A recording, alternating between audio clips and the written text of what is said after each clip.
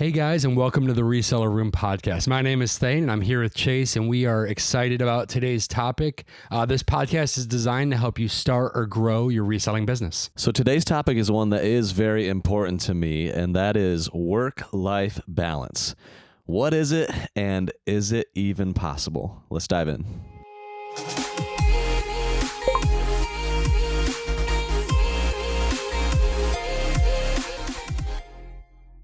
All right, so as we get started today, Chase, this is a topic that I feel like most, not even just resellers, but most business owners have trouble with. It can be a challenging one for sure. So before we get started, we'll get a little bit lighthearted. What's something that you like to do during your off time when you're not working that many people may not know? Well, certainly hanging with my family, playing with my kids, but I really enjoy slow pitch softball, which you and I have played together for years. My brother, Matt the engineer, has been on our team for a long time as well, brother Dave.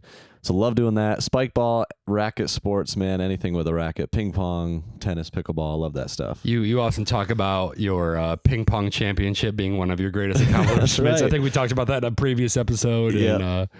And love tennis and all those kinds of things. So for sure. Softball season is on its way. We're almost there. Man. I'm excited, Hit some dingers. Yeah, here we go. So there may be a lot of people that are listening that are maybe at a place where they haven't started a business, but they're thinking about it. They might be working a typical 9 to 5, or they might be in school. When you think about what it takes to start a reselling business, what are you thinking about? Starting a real business is definitely challenging. Like for me, it started when I was a kid with no pressure, no bills, no financial stuff going on. I started when I was 8 years old on eBay and kind of worked its way up to where in high school it was like a pretty good income, and especially for a high school kid.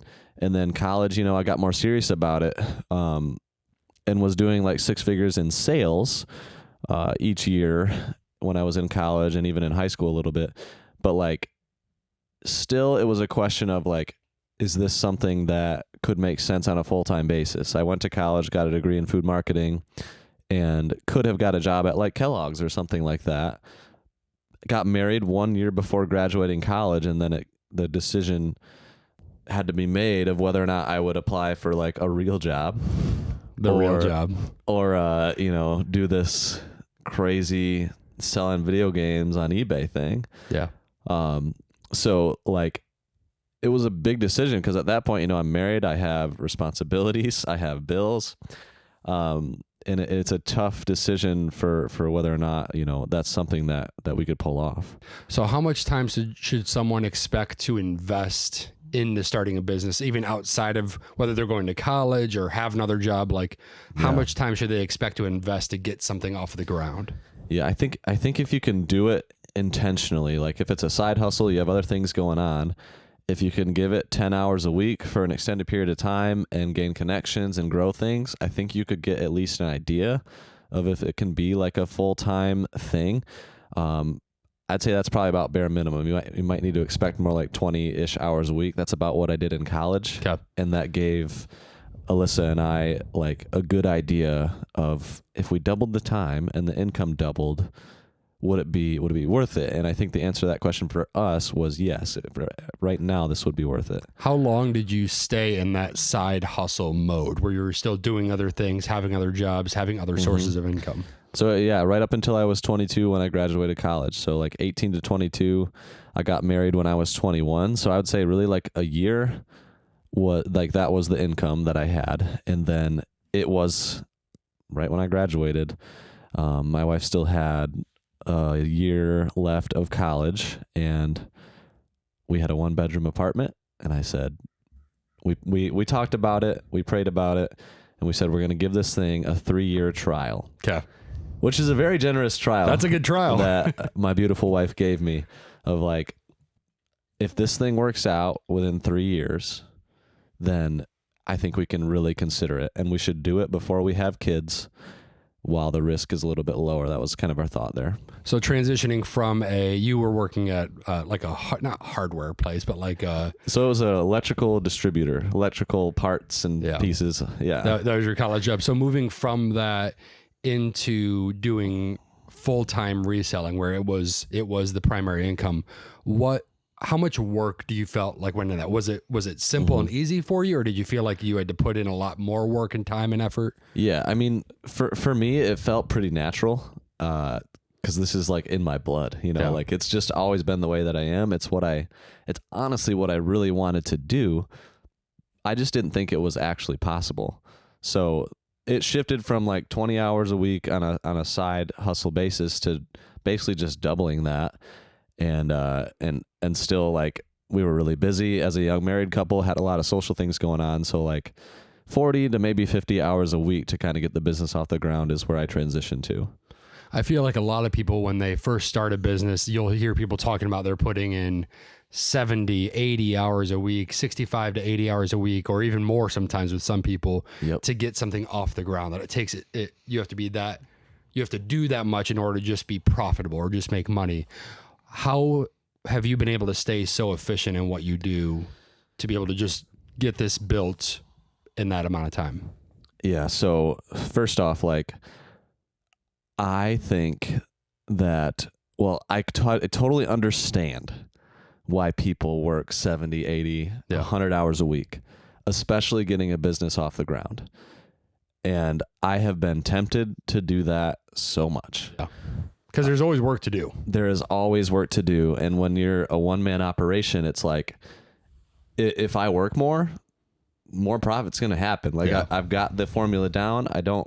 I've always had built up good local connections. So the inventory and sourcing side of it was pretty good from early on. And if I work more, then stuff's going to sell more. My profit margin stays the same. Profit dollars go up. Mm-hmm. So like I knew that if I added 20 hours per week to that, then like the income could get really interesting. But from pretty early on, like my priority and kind of the way that my mom raised me and Granny, she was a big part of raising me as well. My dad passed away when I was 7, but he raised me in those early years as well. Like the identity of like being an honorable husband and father. Yeah. And somebody who is, who values their faith and their family has been so deeply ingrained within me. I was on homecoming court senior year of high school, and they said, "What are your future plans?" for the question. And every, 19 of the others were what college they're going to do, what job they're going to have. And mine was simply to be an honorable husband and father. And I meant that. Mm-hmm. That was on my 18th birthday. And I didn't intend for that to be a ladies' man type of thing to say, because I remember when they announced it, all the girls were like, over here. Like, oh my gosh. And thankfully it did get my wife's attention a little bit. So that high school out. Chase didn't have that much game intentionally. No, not it was at just all, natural. Not at all. But yeah, that was a very genuine like belief in who I am, who I'm going to be. That being said, I'm very entrepreneurial. In second grade, I wrote down that I want to be an entrepreneur for my career. And I love the business and I love that side of things. But I understand for me personally that keeping the amount of hours that I work to 40, 45, that's where I'm at to this day, is like imperative to who I want to be. Because if I work all this time, like that's not even in the top like 4 or 5 parts of my identity. Yeah, that's a big deal. Yeah, like in our core values for Caterpie now, like the top one is faith and family. And then a little bit down is radical generosity. We have 5 core values.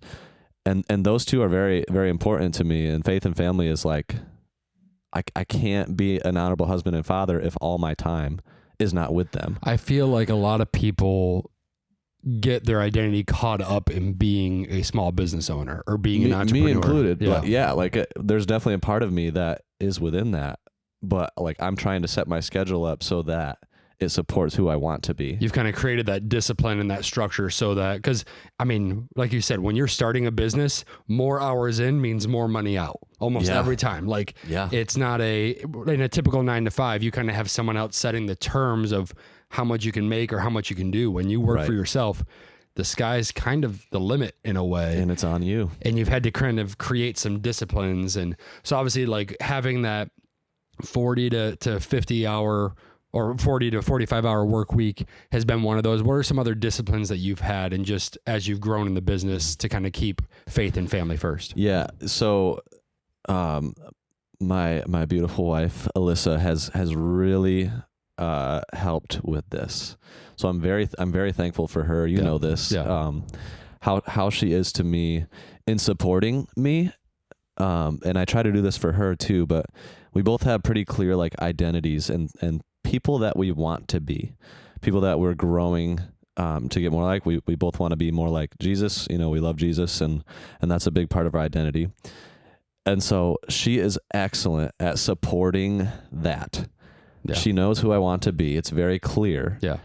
And she supports that. So she does support the business in a lot of senses. She supports it extremely well, but she also helps me have that balance, because one of the toughest things in business is the opportunities that I have to say no to. But I heard it recently that saying no to one thing is because I already have 50 yeses, right? Like that. So if I say yes to this, I have to give 50 no's to my kids, to my wife, to my friends, you know? So it's just like Alyssa has done a great job at supporting that. And it's been something that she's helped a lot along the way. And, it has really been, I don't look back and say, man, I wish I would have put in 80 hours a week when I was starting this thing. Where would it be now? Yeah. I'm thankful as my twins are 5, my youngest son is 2. Like, I'm thankful that I've been there with them, and it's amazing. I feel like a lot of people get caught up in but what if I did this, or what if I did that? And looking back with some sense of like, oh, if I do this now, then I'll return this later. And because a lot of entrepreneurs also have that investment mindset of like, hey, I want to invest into this business. I'm going to invest time. I'm going to invest money so that I can see it grow, which is a beautiful trait to have. Like, that's what makes entrepreneurs is they can delay gratification right now to get a reward later on, which is really admirable. When I look at you or look at other people that do what you do, is people that can say, hey, I want to build something myself, not just have something handed to me.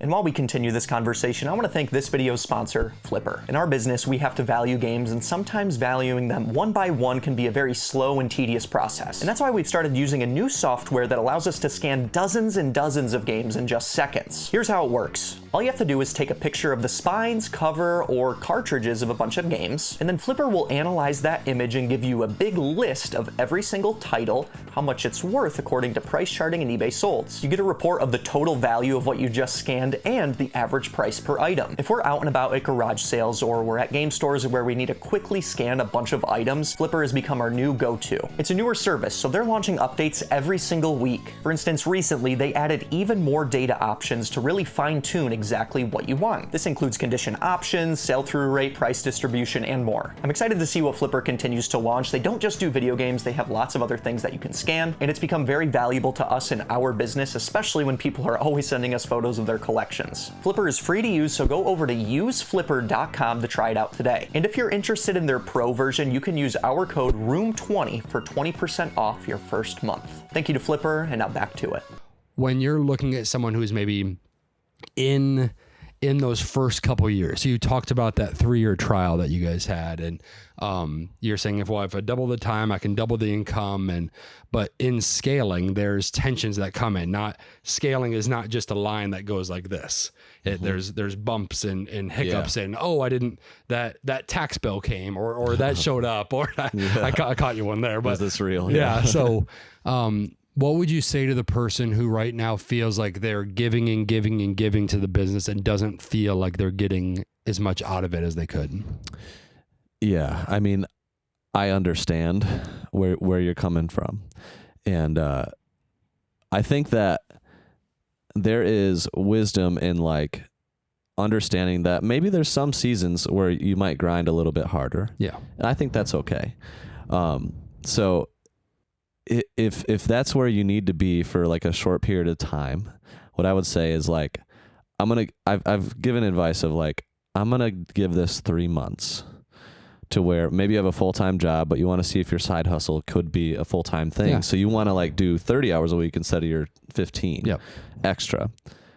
I think if you have very clear metrics, 3-month time frame, judge the profit and what doubling your time did, and then it's over, right? Mm-hmm. And then you have a conversation, you look at the numbers, and there's an end point.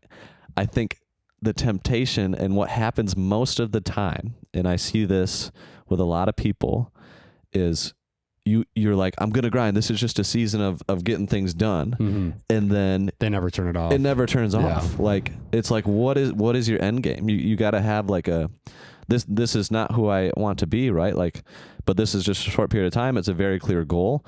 I think people do this with paying off debt very effectively. I think people do this with like saving up for a house for a year, stuff like that. But like, if there's no end game to it or no like black and white metric for this is over, then I think you're just going to fall into it for a lifetime. So that's what I'd say. Just be careful with it. Understand that you can go through those seasons, but like it needs to have a very clear endpoint. It's so important to keep the perspective of the business exists for what? Oh, that's like, good. Why are you doing what you're doing? Is it just to grind and make more? Because I mean, Yes. that ceiling will never. That's a moving goal. Like you'll never get there. Absolutely. I've been inspired by people who write down income that they would be completely content with, and then when they get there, they're like, good. Yeah. I think that's really cool. That's something that I would like to do. And I have so I mentioned radical generosity earlier. The why for me is I work hard, efficiently and effectively, so that I can spend a lot of time with my family, with my friends, and not work, right? Like take some extra time off. Yeah. But when I'm working, man, I'm grinding. Like I'm working hard, and we're working on systems and processes all the time as a team. So as a team now, there's 5 full-time guys plus myself. And I mentioned radical generosity. One of the aspects of that for me is I want to pay as much as I possibly can. That's unique to most business owners because they're looking at bottom line and being, how do I maximize profit? Where you kind of see that even as an investment yourself. Absolutely. Like if I am content with my income, I still want this thing to grow. Yeah. But that's so that the others' incomes can grow. I want everybody to be able to have an excellent income for their families, right? So, and I love these guys. They're my best friends that I work with, and they're really good, right? Yeah. So that's convenient. Like you got to hire the right people to be able to pay them as much as possible. But I'm not playing the game of like, I've just got to get the next person in that'll take $10 an hour. It's not what I'm doing. Quality of life goes up a lot if you have the right people that are really good at their job. The culture goes up. Culture is very important to me. Like this is 40 hours a week of my life. I want it to be like an excellent culture, one that's, honoring in our friendships, one that like we encourage each other, we lift each other up. And part of creating that for me is like being radically generous and paying more than it makes sense. So like the reason for growth right now, this year, like my shorter term goal is like, it's so that everybody else's income can go up. Everybody else can also work 40 to 45 hours a week. Yep. You might notice if you follow us on Whatnot, evening Whatnots are very, very rare for us. And that is because like it kind of goes against our core value of faith and family to take up evening time. That being said, we'll do it once or twice a year. We'll do a really big show that dips into the evening, and like everybody can plan ahead and stuff for that. But like, yeah, like I believe in this for myself, but also for the team as well. So someone listening right now might be listening and saying, hey, that's great, but you talked earlier about opportunity costs, and like everyone knows, an evening Whatnot is going to be more profitable, more lively, more actionable than a one in the middle of the workday. Just because most people are not sitting at home at 2 p.m. Eastern on a workday. Do you feel like, obviously the business has grown, do you feel like all of these decisions that you're making to put boundaries on yourself, put boundaries on the business, do you feel like that's hurting the business, or do you think in a way that's even helped the business? That is a good question. I think for the bottom line profit dollars, it hurts.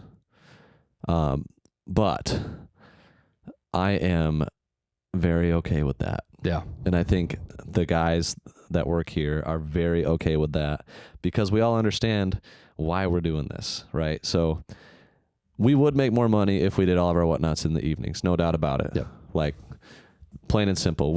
I would make a lot more money if I did more than 2 conventions a year that I travel to. Yeah. Certainly, like there's opportunities everywhere. Like it's crazy. But like I mentioned earlier, like I have said yes to my family in the evenings. I have said yes to these core values. I have said yes to my friends. I have said yes to all these different things, to where if I say yes to the business, I'm saying no to so many other things that I've already committed kind of my life to. So I completely understand and sometimes want and sometimes do these extra opportunities or extra things here and there because they're so just gravy, man, like good, great stuff and whatever. And I think there's a time and place for those occasionally. But if you've followed us for a while at Caterpie, you know that they're pretty rare for us. And hopefully this podcast has helped you understand why. And I also hope that this can be encouraging. I know a lot of people listening probably are trying to find that balance in life. And these are just like things that have been principles in my life and that have worked in a lot of cases, and then a lot of things I'm still working on.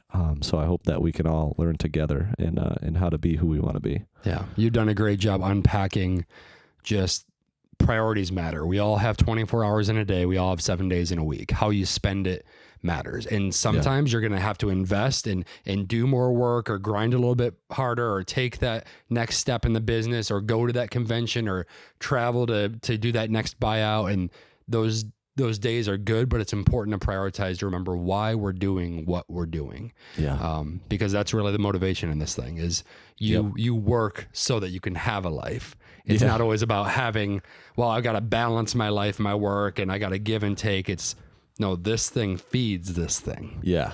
And that's obviously what you're aiming for. And I don't just say that, I live that. Yeah. And you've lived it for a long time. You've lived it before the YouTube, before and even before, like, I mean, you've got multiple platforms now and you're going to conventions and you've got these things going on. But as you've grown your business, you've lived that every step of the way. Yeah. And life has been a wonderful, wonderful journey with a beautiful family, amazing friends. You and I going on a friend's vacation. Let's here go. with our wives and my brother and his wife and some other friends, like super excited, leaving tomorrow. Yeah. Friday and Monday, taking those days off, and very blessed to be able to do stuff like that. And it's been an amazing journey so far.